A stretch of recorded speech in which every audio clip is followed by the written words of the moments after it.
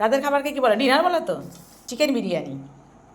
দেখি তো breast piece দিয়েছে না কি দিয়েছে, পিসটা আগে দেখে নিই চেক করে।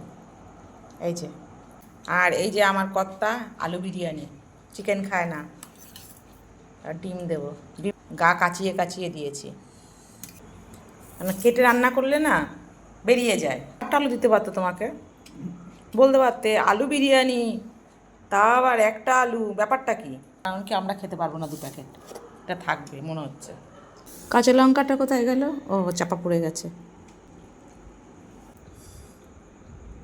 বিরিয়ানিতে সস?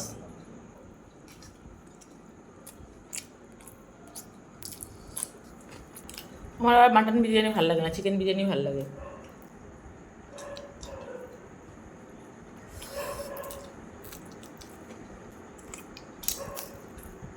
বেশ একটু টেস্ট করে করে খেতে হবে।